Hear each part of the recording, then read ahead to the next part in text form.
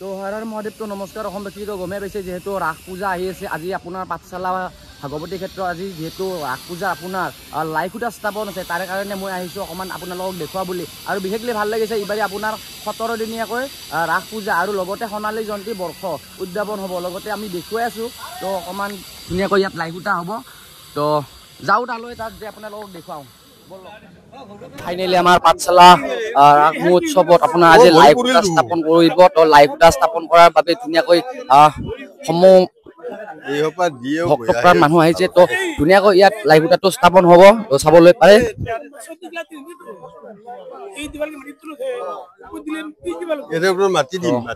আজিৰ পৰা তো ৰাসৰ লাই খুঁটাটো স্থাপন হৈ গ'ল। তো চাবলৈ পাৰে বহুত ধুনীয়া।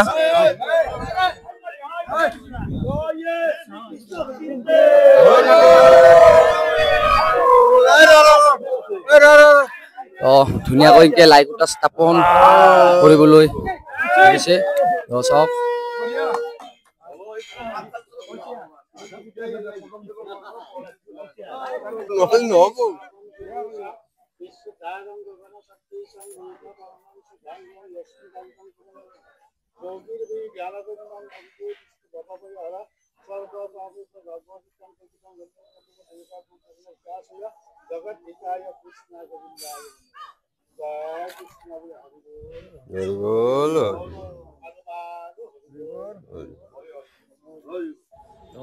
ইয়াৰে কমিটিৰ সভাপতিৰ লগত কথা পাতিবলৈ বিচাৰিছোঁ, ভূপেন শৰ্মা ডাঙৰীয়াৰ লগত। তো চাওকচোন।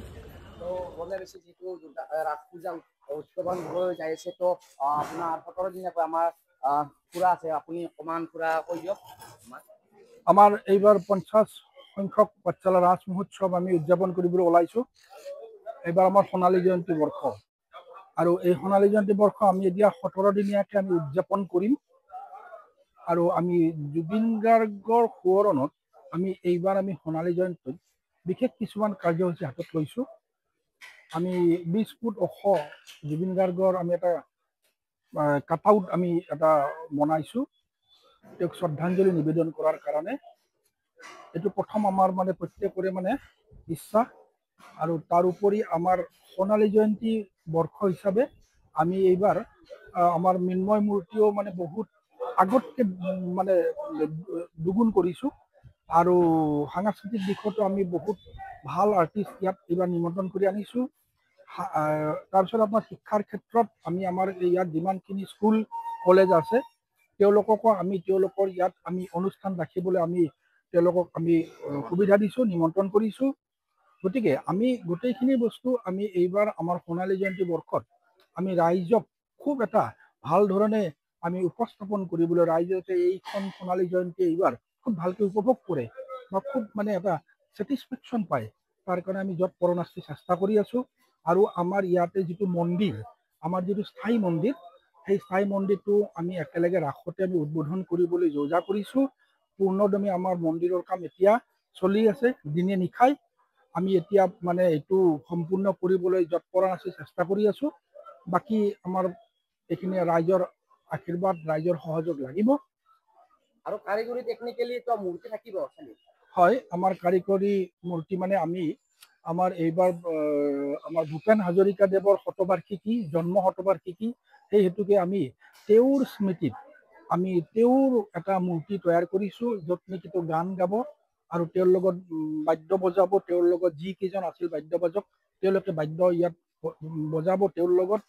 আৰু তেওঁক লৈ আমি কিছুমান আকৌ নতুন কিছুমান কথা আমি এইবাৰ উপস্থাপন কৰিবলৈ ওলাইছোঁ। আৰু তাৰ উপৰি কাৰিকৰী দিশত আমাৰ ভগৱান শ্ৰীকৃষ্ণৰ ওপৰত আপোনাৰ যেনেকৈ আপোনাৰ কলীয়া দমন বা আপোনাৰ গোবৰ্ধন পৰ্বত, এই গোটেইবিলাক আমি এইবাৰ উপস্থাপন কৰিবলৈ আমি যৎপৰোনাস্তি চেষ্টা কৰিছোঁ। আমাৰ পাঠশালা বজালী ৰাজ বুলি ক'লে বিশেষ ৰাজ হয় এইখন। তো সকলোৱে আহিব। তো একবাৰ আহিবলৈ সকলোকে নিমন্ত্ৰণ দি দিয়ক।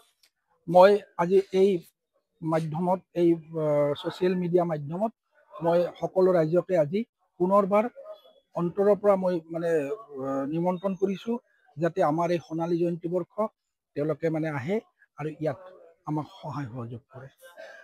তো ধন্যবাদ থাকিল আপোনাক। অকণমান দেখুৱাম আৰু তো চাই থাককচোন।